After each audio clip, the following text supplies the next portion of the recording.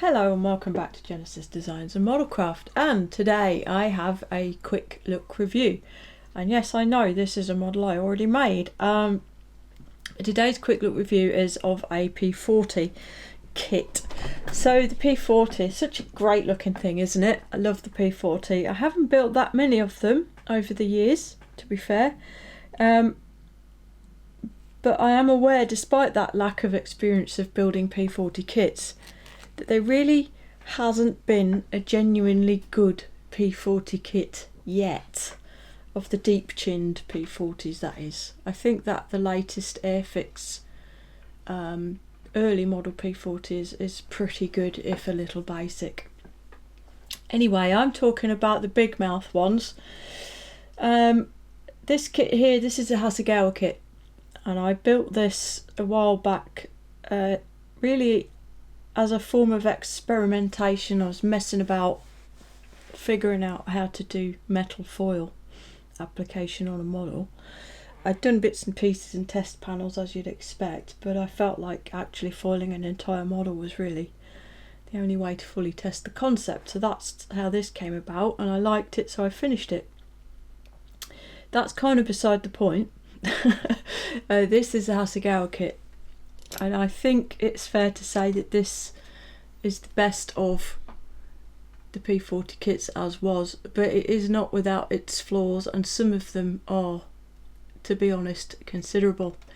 There's a horrible join in the fuselage back here to enable the kitting of different variants, the bigger and smaller tails and things like that. And something this has in common with all of the P-40 kits I've built so far is the fitment of these side windows, which is terrible because they just directly fit in. So if it doesn't fit very well, it's very hard. Well, it's impossible to blend it without having to sand the transparency itself. And because of the proximity of the internal structure, it's incredibly easy to end up with glue on the inside of the window pane. Terrible. Difficult to deal with. So this kit is essentially from the box, and as you'd expect with Hasegawa of the era, it's okay.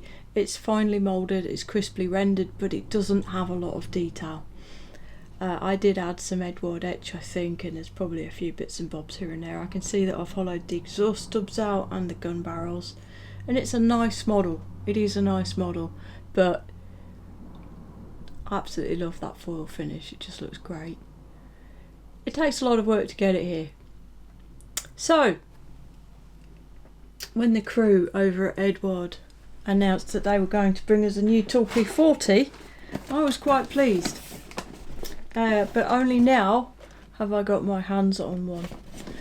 I hate Eduard. I'm shaking my head. I don't really hate Eduard, but look at this box art.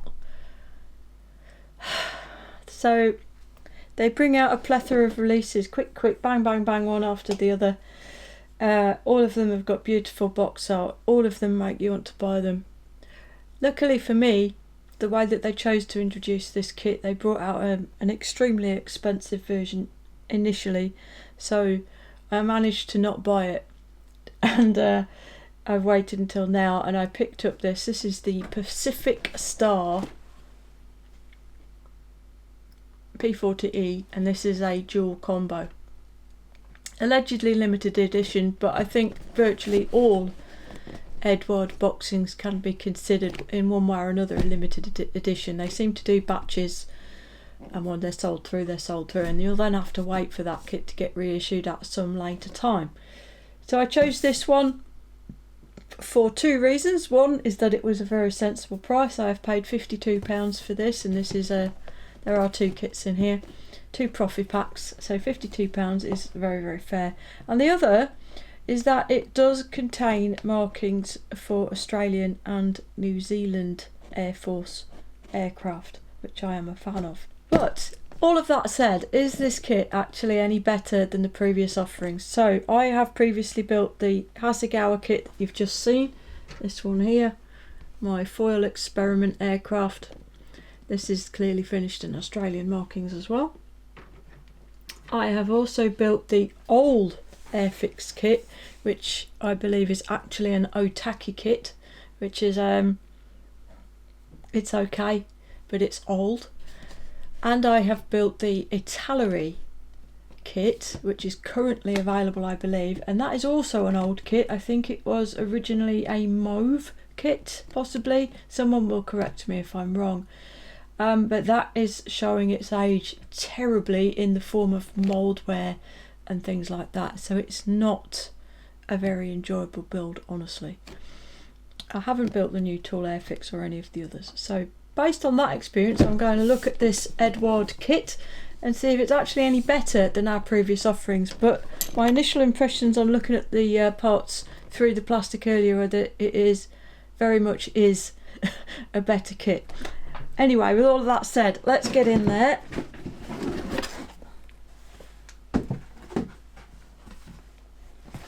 And when you get the lid off, there is a fairly considerable pile of gear in here. So I'm just going to go at it one sprue at a time, have a look at them as I normally do. So the way they've packaged it, you've got two kits here, and they've essentially put two of each of the sprues into a packet, so you've got a mirror image. I'm obviously only going to look at one of each. There's really no need to look at both. They're exactly the same. And so the first one out of my box is this one. It's sprue B, and clearly this has some fuselage halves on it. There's also a one-piece moulded rudder and a propeller. We do have, as is the theme with modern Eduard kits, we do have rivet detail across the entirety of the surface. The surface of the plastic is smooth, but it is not perfectly smooth. There is a small amount of texture there. Not enough to justify primer, but it would probably benefit from a light sanding before paint, I think. Certainly in some areas. Some areas are better than others. Delightful, crisp, refined surface detail throughout. There is also some raised detail. There are raised fasteners around this wing root fairing, inside here, and just around the back of the engine cowling there. As I think everybody probably expects of Eduard these days, a great deal of finesse, very nicely done, and no real flaws.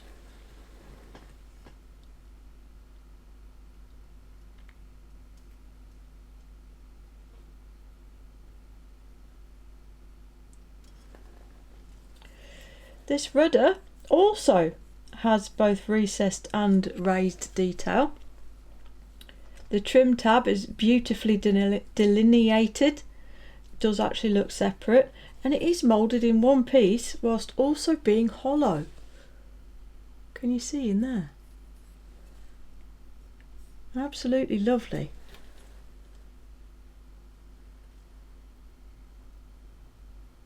The fabric detail is standard, it's nice enough.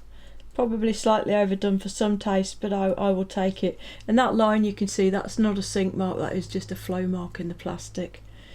This is a sort of a narrow blade standard looking propeller, and it does have some rather odd looking incrustations on each of the tips.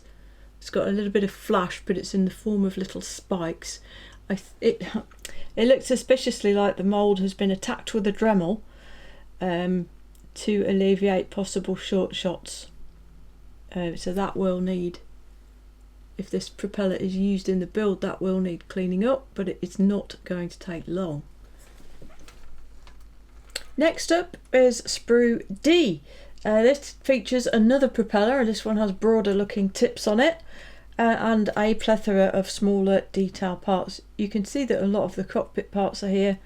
There are wheels and tyres, there are undercarriage legs, and lots of other smaller parts. There are three different sorts of wheel here.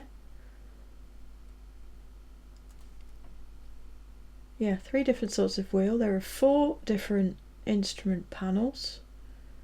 We also have a choice of side panels, and even a choice of firewalls, or sorry, seat back panels.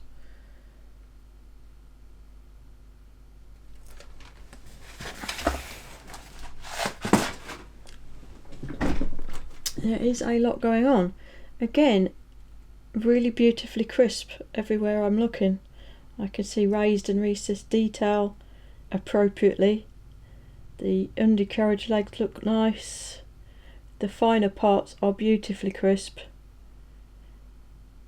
And I do note, in common again with other Eduard kits, that each of these fine detail parts has got a little sort of flash spur coming out of the end of it. If I just show you this crank,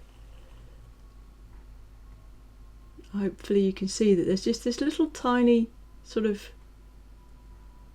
stick coming off each end of it. Again, I suspect to avoid short shots.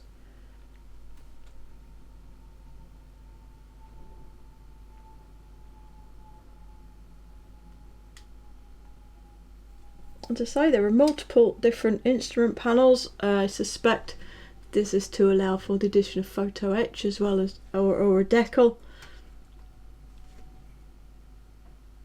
But they're very nice. The side panels are really nice. Lots of detail, boxes, wires, again with the fastenings and things. Same going for the floor. Really, really nicely done. And I have to say the wheels are beautiful as well. For a kit supplied wheel hub, that's really quite exceptional. And there you have wheel bay roofs, I think. Looking very, very good so far. Next out of my box, sprue F. More detail parts, some more tyres. Wheel bay pieces, pilot seats, drop tanks, lots and lots of things. I've got machine gun inserts, a couple of different sorts. It's not immediately obvious what the differences are. The tyres have a diamond tread on them rather than being smooth. There's a spinner there. We've got some drop tanks that are encrusted with rivet type detail and some which are smooth. Two types of pilot seat. Again. I've got wheel bay liners, which are really nice, replicating the sort of zipped up canvas linings. And the sort of radiator area parts. So this distinctive chin intake that the aircraft had, which previously every kit I've worked with, it's really just been fairly shallow. This one goes all the way back. And then you've got this beautifully sculpted piece which will fit in behind it, which continues the shapes properly. Nicely moulded faces for the actual coolers themselves. Some more wheel bay parts. And then this is part of the underwing fairing which sits behind here. It all is absolutely lovely. You've also got the cooling flaps, open version and a closed version.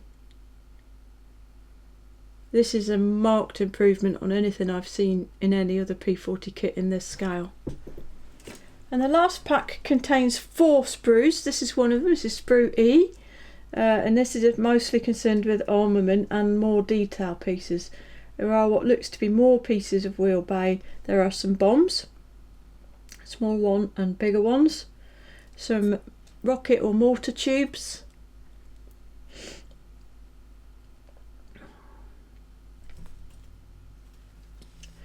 Exhaust panels, and then we have exhausts, and they are all separate. There are circular exit ones and fishtail style exhaust pieces here. 12 separate ones. They are not hollowed out, either of them, but they are separate.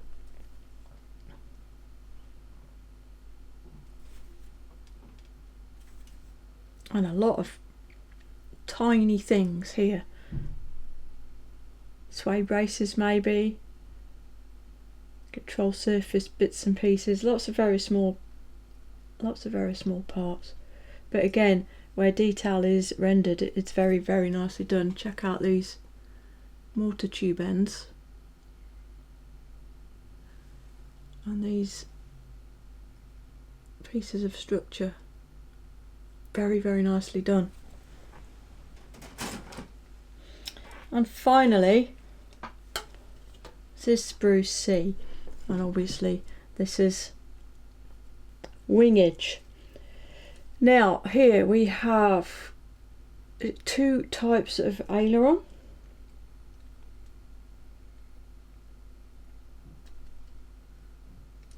Again, it's relatively difficult to see exactly what the differences are at quick inspection. Tail planes, which are in halves, and the elevator, which is joined together and again is moulded in one piece. All of these control surfaces are moulded in one piece, which is something I am a fan of, because it does enable a fairly fine trailing edge straight from the box. Then you got the wing panels themselves. So again, very fine engraved rivet detail, very nicely done panel lines, as you'd expect, but we do also have raised hinge detail, I assume, although these panels seem to be hinged on both sides, which is weird, and then raised rivet or fastener detail on the wingtips. The underwing is the same again.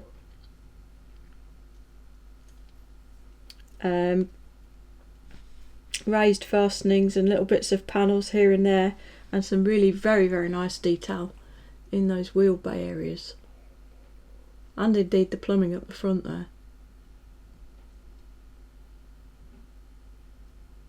There's your rivet detail for the lower surface. That's the upper surface.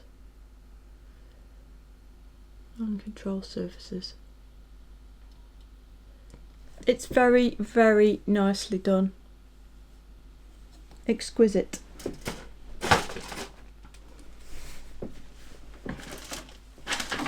Final plastic parts are the transparent sprues, and these are separately bagged, which is nice.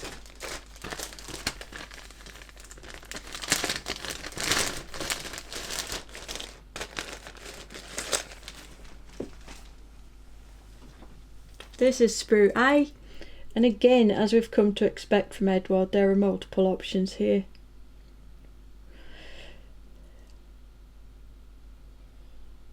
Three separate windscreen types and three slidable canopy types. I'm going to assume at least one of these is an open rendition, possibly this one. It looks a little wider. And there, other than that, there are slight framing differences. There are also a lot of other little clear pieces for sort of navigation and position lights. We've got 4 different gun sights, landing light lenses and such, and then these side windows. And finally, someone's made a kit where the side windows have got frames on them to enable you to fit them without any real danger of getting glue on the transparent section. Well done, Eduard, at last. There is a little bit of mould texture on these transparencies. They're not as smooth as you might like, which sort of, it gives them a slight appearance of a lack of clarity, a bit like my speech impediment right now. Noticeable now on the sprue. I suspect it will be less noticeable in the context of a finished model.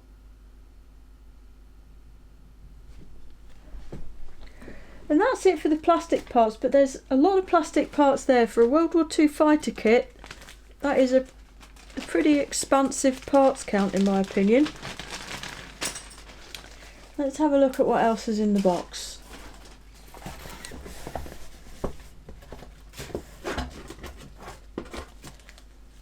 There is a mask sheet, and this has got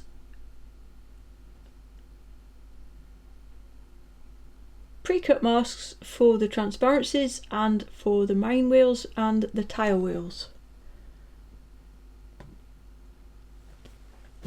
Then there is some photo etch. This is 2 Profipack kits essentially, so there are 2 identical photo etch frets here, one for each model. And contained therein we have an instrument panel, harnesses, what looks like it might be some bomb fins and various other parts, small airframe parts, oil cooler screens, things like that.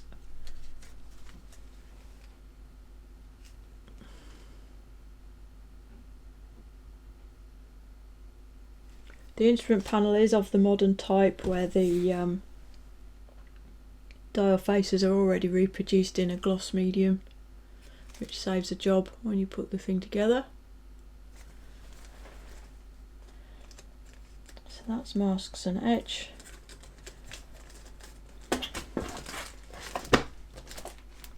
Multiple decal sheets.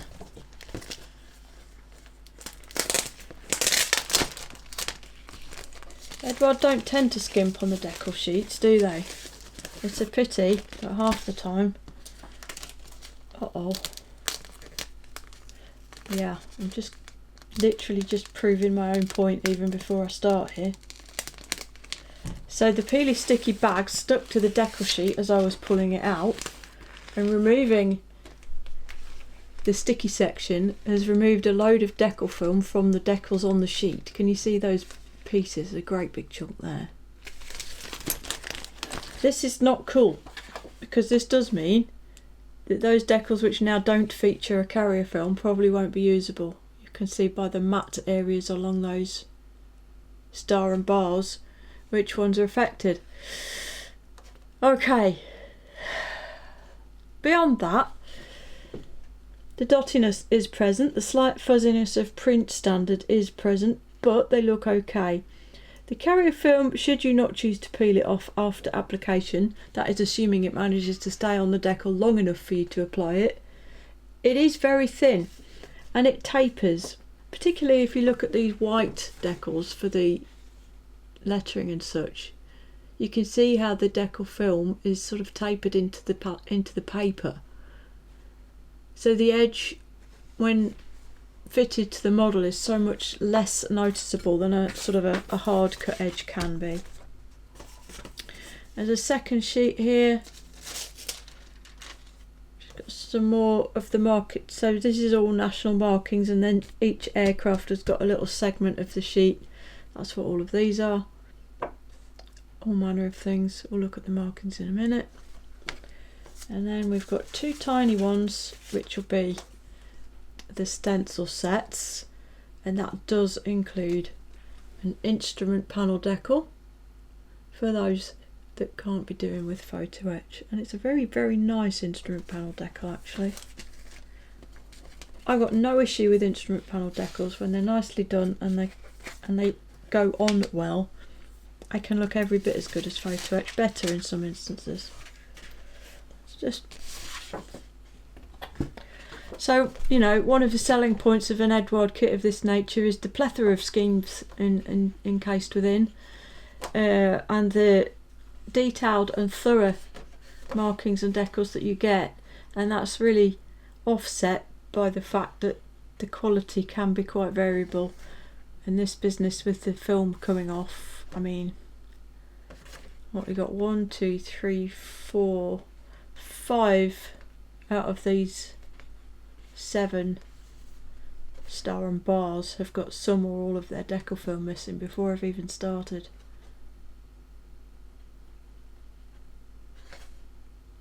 It's probably something Eduard might want to think about looking at. Finally then, the instruction booklet, and it's a fairly hefty one. Nice and glossy replication of the absolutely delightful box art. And the first bit, instead of the 2 paragraphs of potted history, you have 2, 3, 4 pages of history, including period photographs of the type in question. Very nice ones as well. I haven't read this, so I do not know if any of the aircraft photographed here are actually on the decal sheet. Would make sense if they were. So that's quite a nice little history of just P-40 use in the US Army Air Force in the Pacific.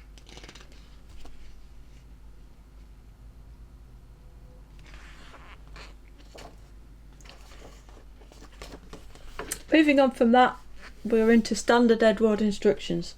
Paint callouts are Mr. Colour and Guns Aqueous, as usual. Sprue layout, photo etch layout, mask layout, and the symbology key there. Bizarrely, we start with the cockpit construction. And you can see at the top of each block of construction it tells you specifically which marking options you're dealing with at each point. There are a lot of options here, so stay on top of that with your build. You're going to have to decide which markings you want to do before you start the build. More cockpit stuff. We have a choice of cooling flap levers to match what's on the outside. That's very nice. A little bit of a mod there if you fit a photo etch antenna bracket. You can also have photo etched cooling flaps. Might be what I thought was bomb fins. Sorry about that. There are your exhausts going in. Note, the wheel wells were fitted with impregnated canvas tailor-shaped covers to protect the inside of the wing from dirt. It cannot be ruled out. Some aircraft flew without them for some time. They were also removed during maintenance.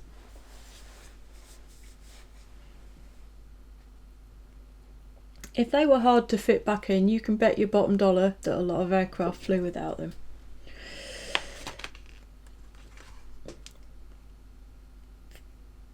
Here again, a nice little explanation of which parts you use on which variant. Wing construction is very, very standard.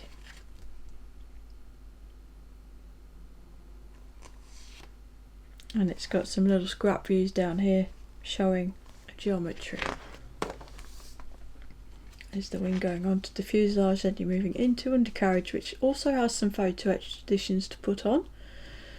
Some of which involves drilling holes with a 0.5mm drill bit. You've got a photo etched brake wire, brake hose, brake pipe, brake line, brake actuator. Insert your own words there. Undercarriage doors and braces. Then we've got the canopies. We've got different versions for different aircraft. Pitos and aerials, etc. Seems like you're just going to use the one propeller though. There is the aerial arrangement. And then we're into stores. It was a PE bomb fin, I wasn't wrong.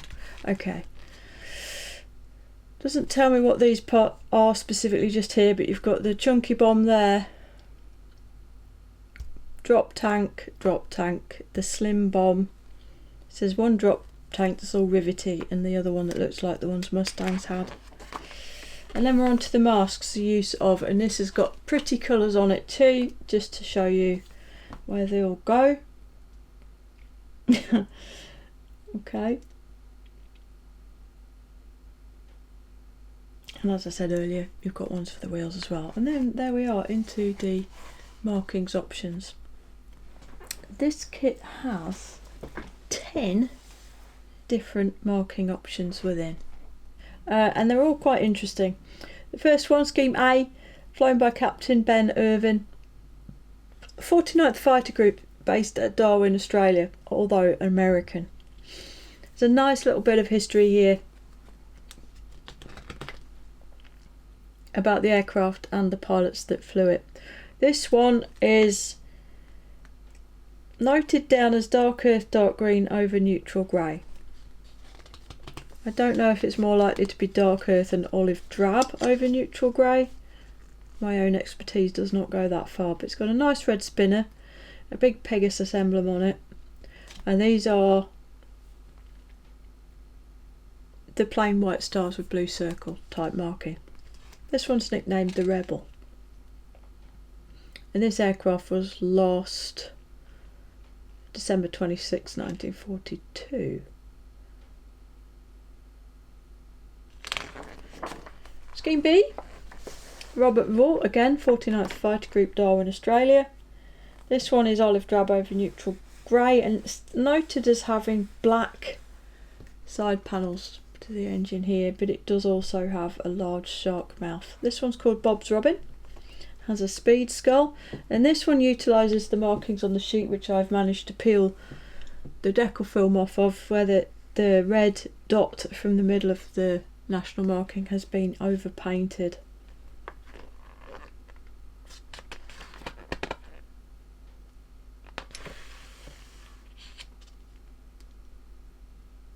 Again, I really like, I don't know if it's readable on the video, I hope it is. I could read them out, but it would make the video really long. Do you know what? Sod it, I'm going to read them out. So the first one.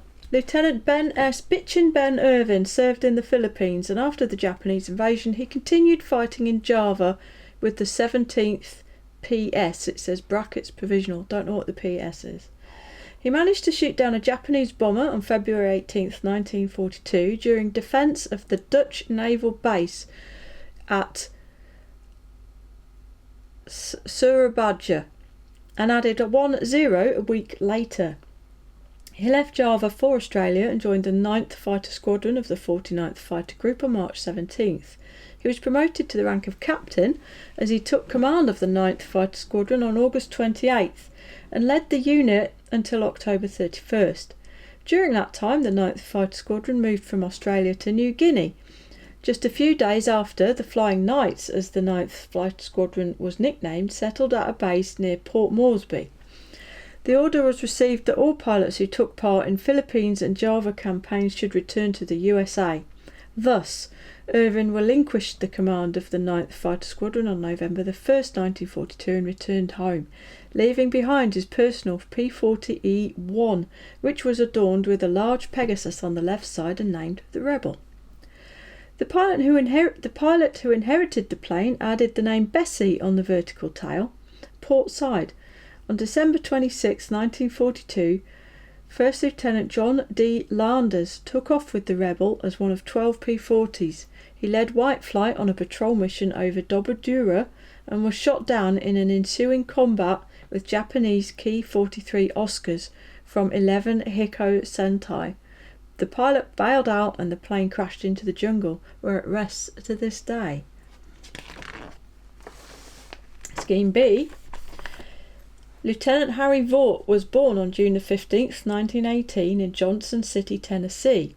He served as a flying cadet from February 21st to October 31st, 1941 and joined the 49th Pursuit Squadron of the 14th Pursuit Group. Oh, that's what PS is. My bad. And he was rated a pilot on October 31st. He changed the unit for 49th Pursuit Group on December the 16th and moved to Australia. His first victory came on March 28th, 1942, which was a Mitsubishi 97 bomber. 2 Mitsubishi 96s went down under his guns on December the 7th.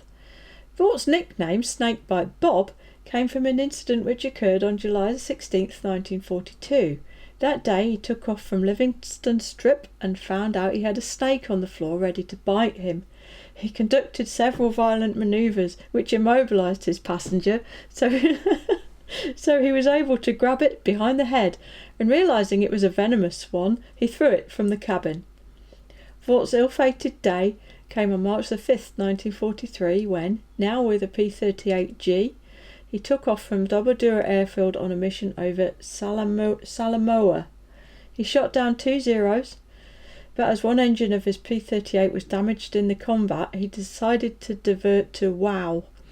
On the final approach, the other engine failed as well, and the pilot was seriously injured in the ensuing crash. Vaught was sent back to the USA and did not return to flying, although he stayed in the service until 1959, retiring as a lieutenant colonel. He died in June 1978. His P-40E was decorated with a shark's mouth and flying skull. The name Bob's Robin was painted on both sides of the fuselage. A red circle of the older national insignia slightly showed on the fuselage as well as the wing. Scheme C then is Colonel Bruce Holloway, the CO of the 23rd Fighter Group in China in 1942, and I suppose these are the famous ones when it comes to P-40s, with the shark's mouth and the flying tiger on the side. You can see where national insignia have been overpainted, and there are there is evidence of little bits of touch-ups here and there. So, this one. Bruce Keener Holloway was born on September the 1st, 1912 in Knoxville, Tennessee, and graduated from West Point in 1937. He received his pilot's wings in 1938.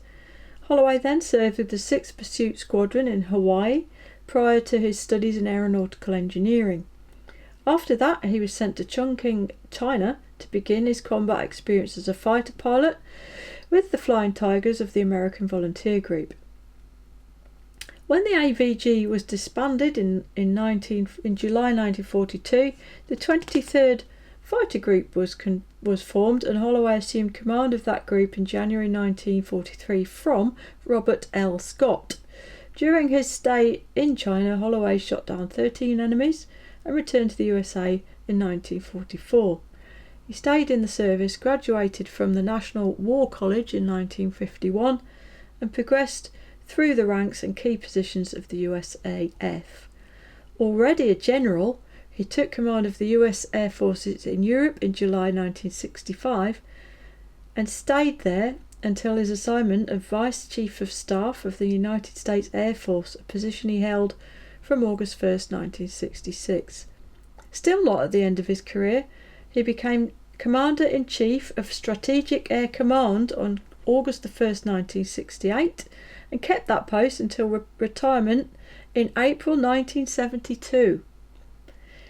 General Holloway passed away at the age of 87 in Orlando, Florida, on September the 30th, 1999. His P-40E, as portrayed here, sported several repairs and changes to the original markings, including fresh overpaints using British camouflage colours, and repair by olive drab on the starboard side of the nose, including the spinner.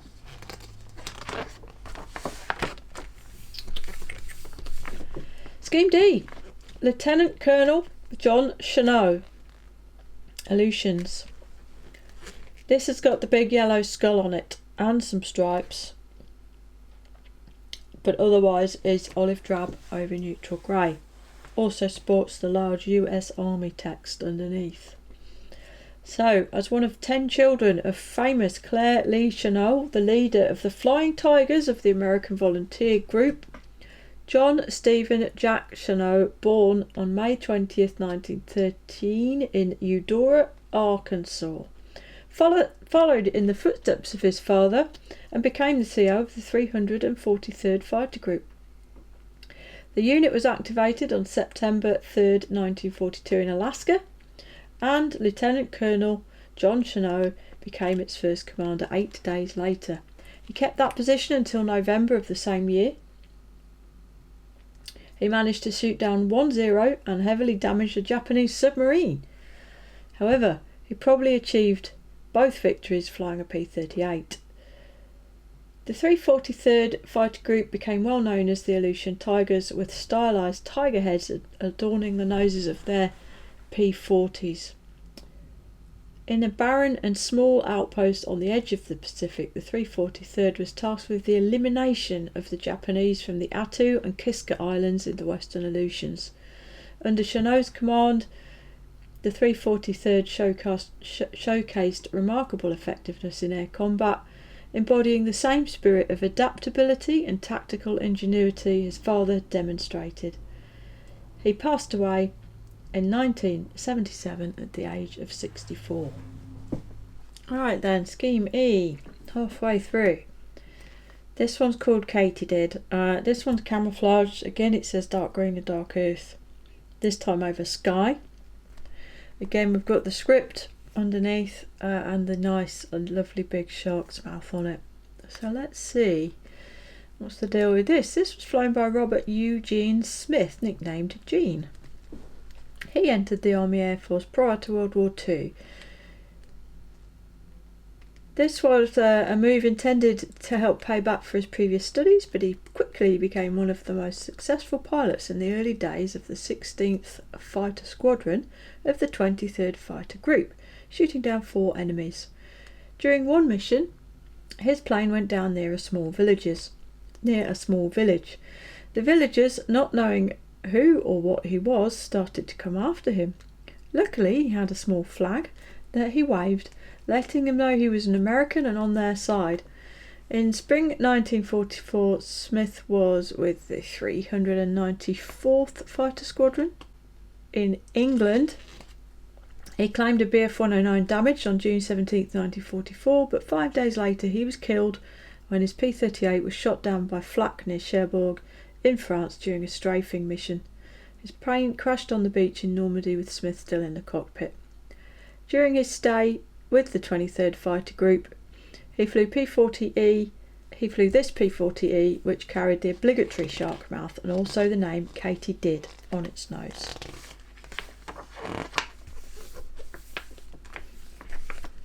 Okay, F then.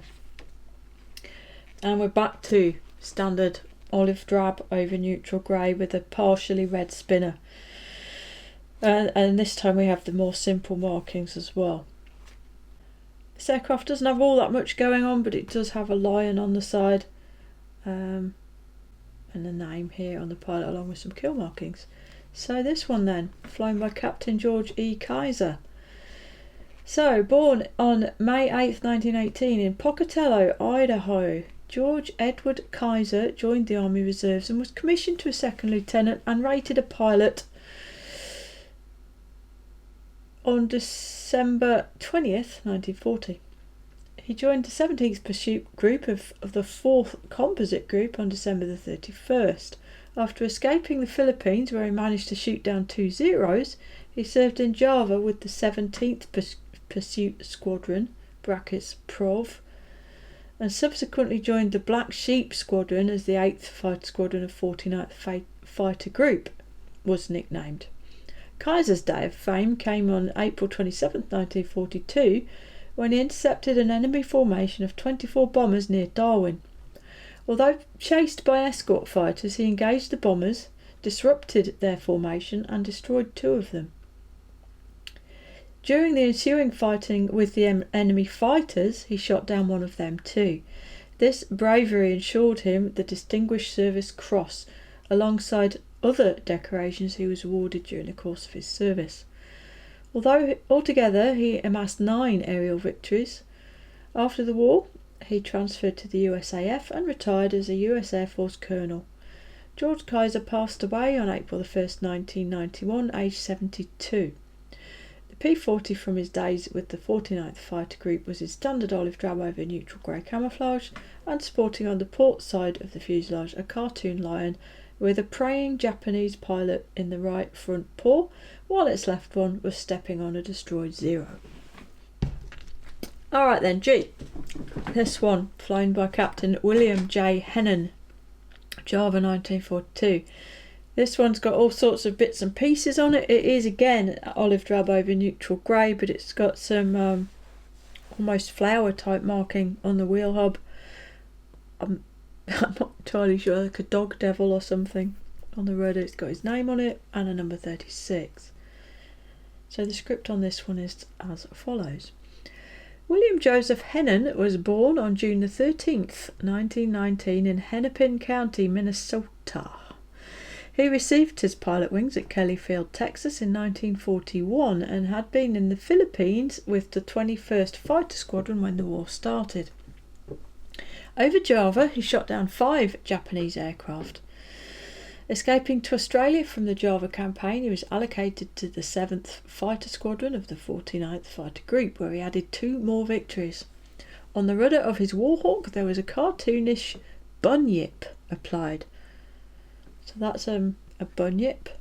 Okay, just in case you didn't know. It was applied by ground crews in recognition of the support that the local Aboriginal community had given in rescuing pilots from crash sites all around the Northern Territories.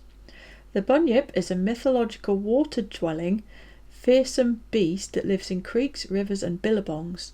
Later, in 1942, the 7th Fighter Squadron adopted the Screaming Demon as their unit emblem, and they applied it to the tails of their Warhawks and later P-38 Lightnings for the remainder of the war.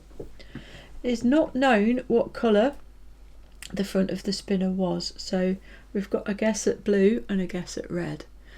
So with black and white photography, red can often appear very dark, so hence probably the choice of blue or red. We tend to the insignia blue, but a red colour is also possible. Bill Hennon returned to the USA with other veterans of the Philippines and Java campaigns at the end of 1942 and joined the 326th Fighter Group and then transferred to the 21st Fighter Squadron of the 352nd Fighter Group as its commanding officer on December 28, 1942.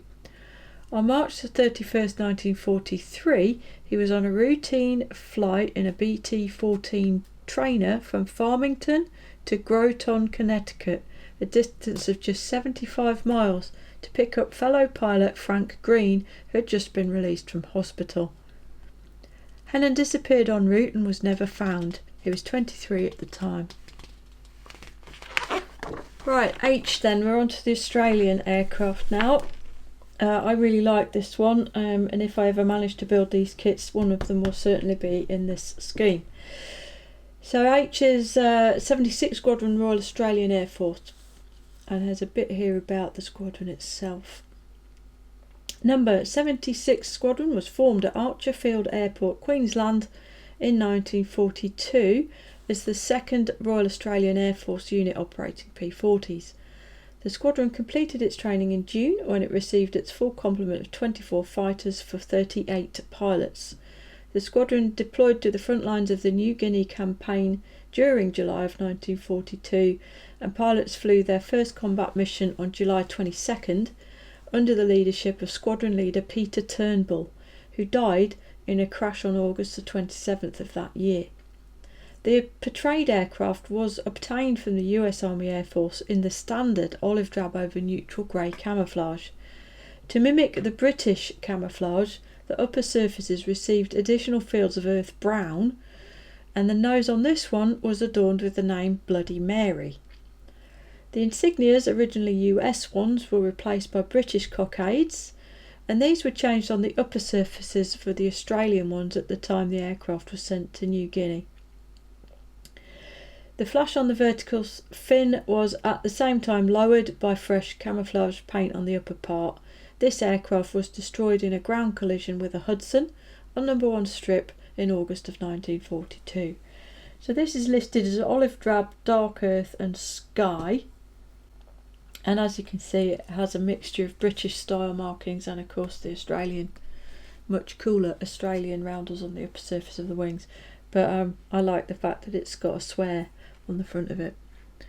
I'm very small-minded at times. Okay, right, moving on then.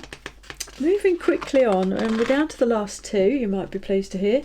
And this is Scheme I. This is 82 Squadron, Royal Australian Air Force again, Bankstown. This one again is listed, well this one just says green and dark earth, so this might be the sort of Australian version of dark green. Kind of looks like it. Green, dark earth and sky again, and this has the white tail, as does my natural metal one. So then, number 82 Squadron was formed June 18th 1943 and was armed with P-40s, as the Royal Australian Air Force had received 399 of these aircraft, so 5 new Kitty Hawk equipped squadrons could be formed. It operated from bases in Queensland and New Guinea. The squadron conducted training at Bankstown until April 1944 and then moved to Townsville for further training. The move to Port Moresby came at the end of August 1944 with another move to Noam 4 in mid-September. There, number 82 Squadron became operational, joining 76 and 77 squadrons to form number 81 Wing. Its pilots then usually conducted attack missions against Japanese ground targets, and in March 1945 the unit moved to Morotai to provide escorts to Allied convoys. The relegation of 1st Tactical Air Force to areas of operation bypassed by the main Allied thrust towards the Philippines and Japan led to poor morale. culminating in the so-called Maritime Mutiny in April 1945. The aircraft portrayed here was used during training in Bankstown in 1943, and it sported a painting of an Aboriginal man throwing his boomerang and downing a zero with it, and that's on the cowling, which you haven't seen, down here.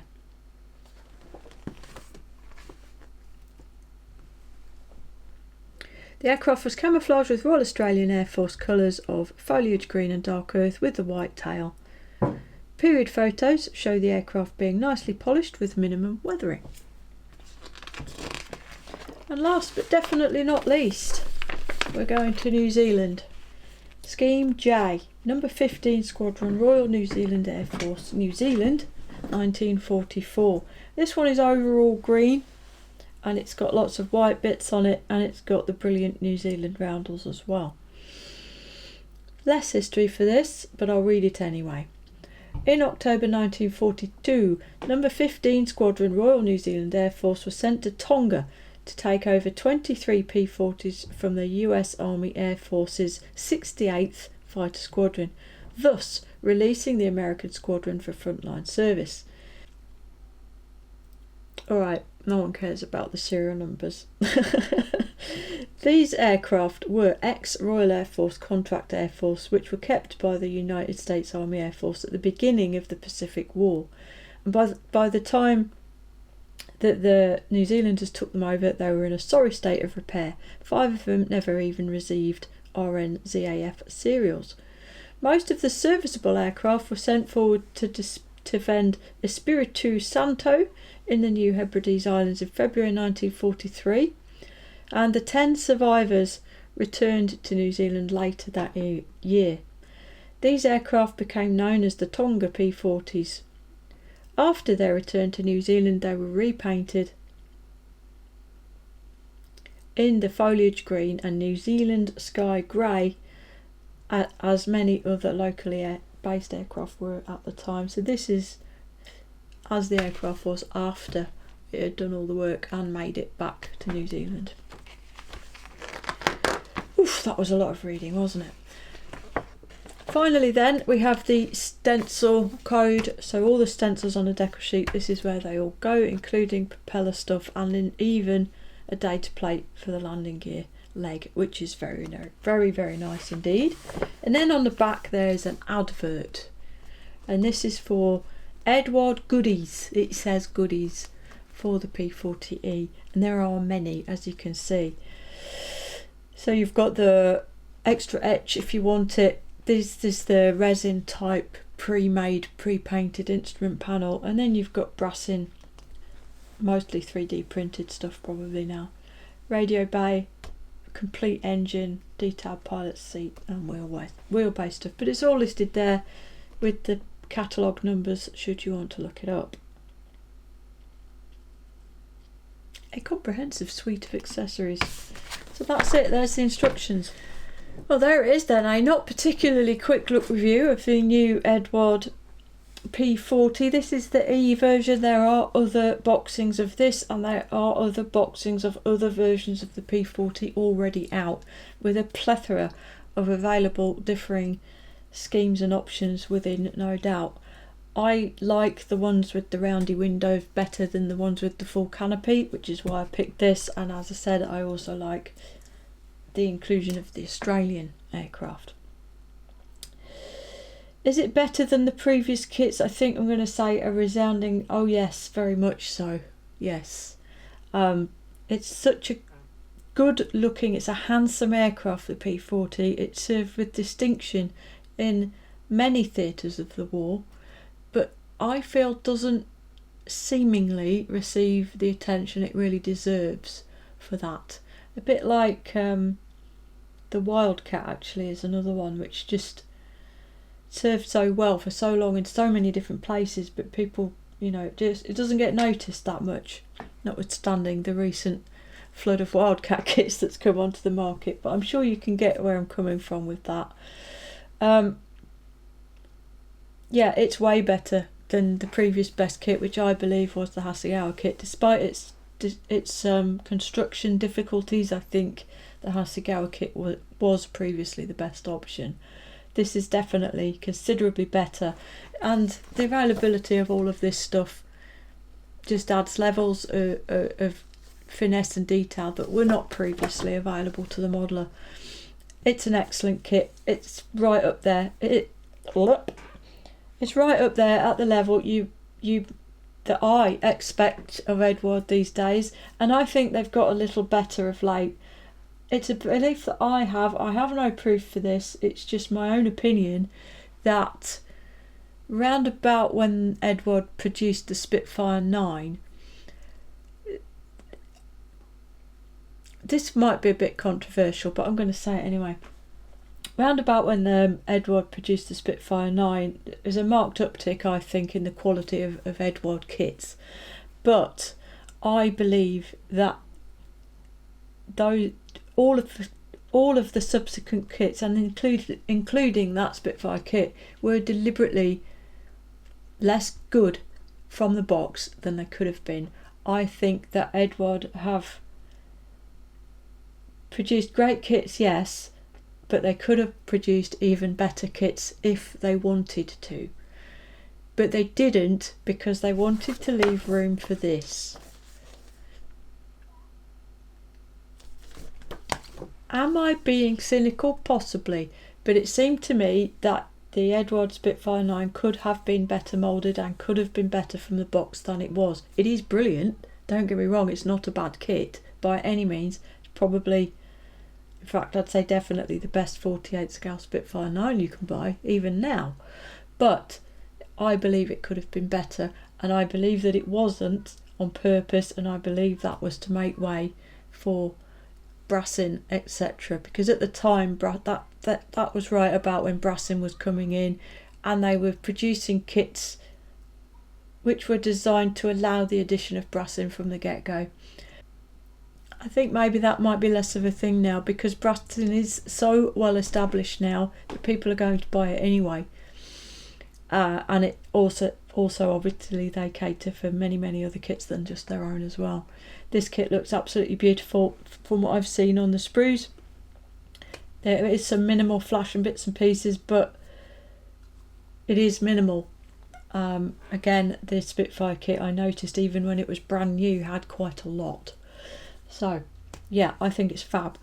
Another point to note, for me at least, £52 is a lot of money to spend on a model, a box, but there are 2 kits in here, and they are 2 Profi Pack level kits with included photo etch and included pre-cut masks, and there are 10 decal options. So if you break that down to 2 kits at £26 each with 5 decal options, photo etch and masks included, it's actually a bit of a bargain. You can't even buy an Airfix 48 scale fighter kit for £26 anymore, not at full shop price anyway. I think Eduard kits at the moment stand out for being really very good value for money. That may change, I'm sure they'll put their prices up eventually, but at the moment I think Eduard really do stand out on that level, for me anyway. I think I've rambled on enough. It's a beautiful kit. I'm really pleased to have one. I'm pleased Eduard have gone to the trouble of producing it, and it will be very cool when they downscale it to 72nd as well. If you made it this far, thank you very much for watching. Thank you for sticking with me.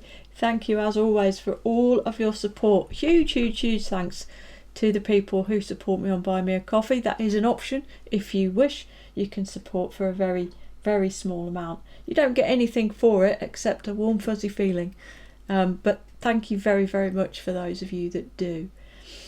And with all of that said, I think it only remains for me to say until next time, look after yourselves, look after each other, and Genesis out.